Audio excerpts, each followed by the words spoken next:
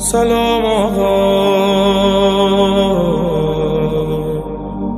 ہماری لوگوں سے ناراضگیاں ہیں، رشتہ داروں سے، عزیزوں سے، محلے داروں سے، کاروباری لوگوں سے، سیاسی اور دیگر ہماری ناراضگیاں بن جاتی ہیں۔ ہم اگر دیکھیں کہ ہمارے جو ناراض لوگ ہیں، جن سے ہم ناراض ہیں یا جو ہم سے ناراض ہیں، تو ہم کہیں گے کہ یہ کاروباری وجہ سے ناراضگی ہوئی ہے، یہ رشتہ داری کی وجہ سے ناراضگی ہوئی ہے، یہ محلے کی وجہ سے ناراضگی ہوئی ہے، یہ فلاں فلاں فلاں فلاں۔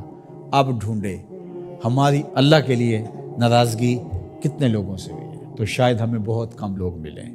تو پھر اس کا مطلب یہ ہوا کہ ہمارا بغض اللہ کے لیے نہیں ہے۔ اس طرح الحب للہ، ہماری لوگوں سے محبت، لوگوں سے پیار، رشتہ داریوں کی وجہ سے پیار، کاروباری سانج کی وجہ سے پیار، محلے گلی کی وجہ سے پیار، یہ کلاس فیلو ہے اس سے پیار، یہ کالج میں اکٹھے پڑھتے ہیں ان سے پیار، ان کی فلاں جگہ پہ سفر پہ ملاقات ہوگی ان سے پیار۔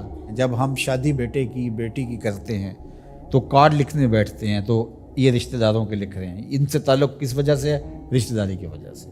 یہ گلی کے لوگوں کے لکھ لو، یہ کاروباری سرکل ہے، یہ میرے کلاس فیلوز ہیں، یہ لڑکے کے کلاس فیلوز ہیں، یہ لڑکے کے بھائی کے کلاس فیلوز ہیں، یہ ہمارے سیاسی رابطے ہیں۔ ان کارڈوں کو لکھتے ہوئے کبھی ہم نے یہ دیکھا کہ اللہ کے لیے کتنے لکھ رہے ہیں، اس کے رسول کے لیے کتنے لکھ رہے ہیں؟ اگر ہم یہ دیکھیں تو پھر ہمیں مبارک ہو، اور اگر ایسا کوئی بھی نہیں، ہماری دوستیوں کے سبب اور ہوتے ہیں، اور ہم کہتے ہیں ایمان کا مزہ نہیں آیا، ایمان کا سرور نہیں آیا، کہتے ہیں جتنا گڑ ڈالو گے اتنا ہی میٹھا ہوگا، تو تم نے گڑ ہی نہیں ڈالا تو اس پھیکے سے کیا مٹھاس آئے گی؟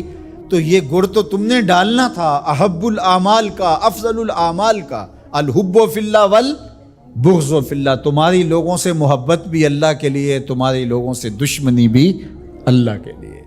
اللہ اکبر۔ تو ہم نے وہ معیار ہی مقرر نہیں کیا، تو پھر اس کا لطف، اس کی حلاوت کیسے نصیب ہوگی؟ رسول کریم صلی اللہ علیہ وسلم نے ارشاد فرمایا کہ لا یحق العبد حقیقت الایمان حتی یغضب للہ و یرضى للہ، کوئی شخص ایمان کی حقیقت اور حلاوت اور لطف اور مزہ نہیں پا سکتا جب تک لوگوں کے ساتھ اس کی ناراضگی بھی اللہ کے لیے ہوتی ہے، لوگوں کے ساتھ صلح بھی اور محبت بھی اللہ کے لیے ہوتی ہے۔ اللہ اکبر۔ فَإِذَا فَعَلَ ذَلِكَ اسْتَحَقَّ حقیقت، اور اگر کوئی شخص ایسا کر لیتا ہے، اس سے اس کی لوگوں کے ساتھ محبت اور نفرت کا معیار، اللہ کے لیے محبت اور نفرت کا معیار یہ ہے، تو پھر وہ حقیقت ایمان کا نور پا جاتا ہے۔ پھر کیا ہوتا ہے کہ جب ایسے لوگوں کے ذکر اور ان لوگوں کی بات چھڑے یا ان لوگوں کے پاس جائیں تو وہاں بیٹھ کر کے تمہیں اللہ کی یاد آ جاتی ہے۔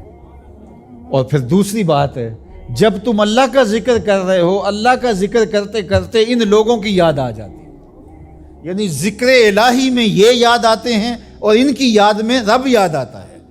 اللہ اکبر۔ یعنی پھر یہ اللہ کے ذکر سے الگ نہیں ہوتے، تم یاد رب کو کر رہے ہوتے ہو تو رب کے یہ دوست بھی ساتھ یاد آ جاتے ہیں، اور اگر تم ان کو یاد کر رہے ہو تو ان کو یاد کرتے کرتے رب یاد آ جاتا ہے، کیونکہ تمہاری ان سے محبت ہی اللہ کے لیے ہے۔